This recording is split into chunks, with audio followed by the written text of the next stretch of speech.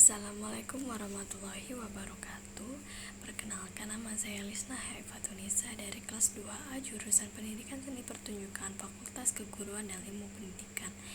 Baiklah, di sini saya akan memaparkan materi presentasi atau diskusi dari mata kuliah Pendidikan Pancasila dengan dosen pengampu Dr. Haji Hendra Wijaya SAG MPDI. Berikut materi yang akan saya paparkan. Pendahuluan materi ini akan membahas solusi untuk mengatasi persoalan di bidang sosial, politik, dan ilmu pengetahuan serta teknologi. Kita akan mengevaluasi tantangan dan kesempatan yang ada untuk membangun Indonesia yang baik. Pertama-tama ada definisi solusi yang baik untuk masalah sosial, politik, dan iptek.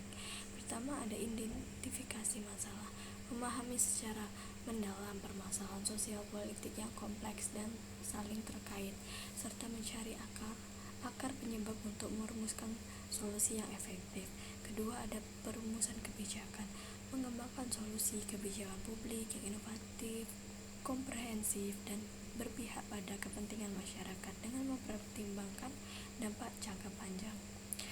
Terakhir ada pemanfaatan iptek, memanfaatkan perkembangan ilmu, pengetahuan, dan teknologi iptek untuk mendukung implementasi solusi, meningkatkan efektivitas, dan menjawab tantangan sosial politik yang dinamis. Selanjutnya ada evaluasi persoalan bidang sosial politik untuk proyeksi Indonesia baru. Pertama ada analisa isu kontemporer, mengevaluasi isu-isu sosial yang sedang berkembang di masyarakat seperti kesenjangan ekonomi. Kedua ada tantangan tata kelola pemerintah, mengkaji permasalahan dalam sistem pemerintah seperti korupsi, birokrasi yang berbelit, dan kurangnya akuntabilitas. Dan ketiga ada tren dinamika politik, mengidentifikasi tren dan perubahan dinamis dalam landscape politik Indonesia. Yang keempat ada proyeksi pembangunan berkelanjutan, mengevaluasi potensi dan tantangan dalam mewujudkan perkembangan yang berkelanjutan. Selanjutnya ada aplikasi paradigma Pancasila dalam berbagai bidang kehidupan. Nah, di sini ada contohnya kehidupan beragama. Pancasila mengajarkan kehormatan antara umat beragama, menghargai perbedaan, dan mengedepankan toleransi. Selanjutnya ada ekonomi kerakyatan.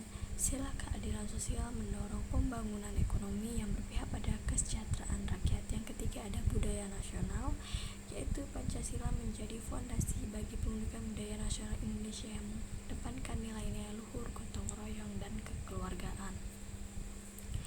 Selanjutnya ada tantangan dan hambatan seperti kompleksitas perubahan, resistensi terhadap perubahan, keterbatasan sumber daya, dan yang terakhir inkonsistensi kebijakan.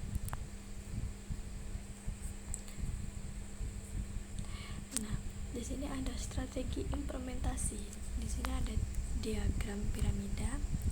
Yang pertama itu ada persiapan, identifikasi sumber daya, pemetaan pemangku kepentingan, penyusunan rencana aksi. Yang kedua ada kolaborasi, koordinasi lintas sektor, keterlibatan masyarakat, pembangunan kemitraan. Yang ketiga ada inovasi, yaitu pembangunan solusi kreatif, pemanfaatan teknologi, dan adaptasi terhadap perubahan.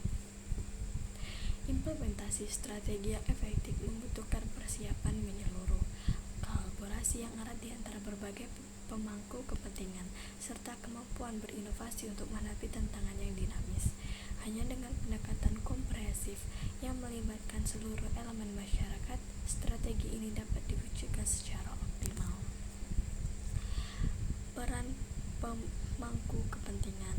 Pertama, kolaborasi antara pemangku kepentingan seperti pemerintah, swasta, dan masyarakat sipil sangat penting dalam mengimplementasikan solusi yang efektif. Dua, adanya dialog terbuka. Dialog yang terbuka dan konstruktif antara semua pihak akan membantu mengidentifikasi berbagai perspektif dan mencapai kesepakatan bersama. Dan adanya juga perencanaan strategis. Perencanaan strategis secara melibatkan seluruh pemangku kepentingan akan menghasilkan rencana aksi yang komprehensif dan terkoordinasi. Dampak dan manfaat. Pertama ada meningkatkan meningkatkan kesejahteraan rakyat, penerapan solusi yang baik untuk mengatasi persoalan bidang sosial, politik, dan iptek dapat meningkatkan kualitas hidup. 2. Ada memperkuat daya saing bangsa. Inovasi dan pembangunan iptek akan mendukung kemajuan Indonesia. Yang terakhir ada menjaga keutuhan dan stabilitas politik.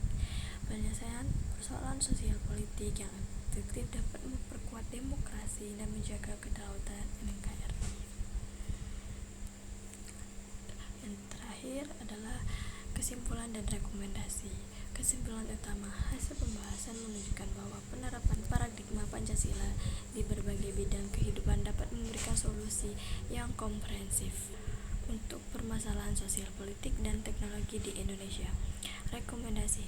Beberapa rekomendasi kunci mencakup penguatan pendidikan karakter Pancasila, peningkatan kolaborasi antara pemerintah, swasta, dan masyarakat, serta penyusunan regulasi yang berpihak pada nilai-nilai Pancasila.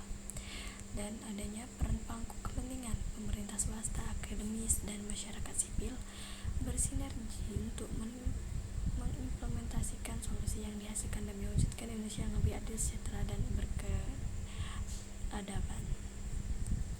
Hasil diskusi kelompok 1, mengidentifikasi solusi yang baik untuk mengatasi persoalan di bidang sosial, politik, dan iptek.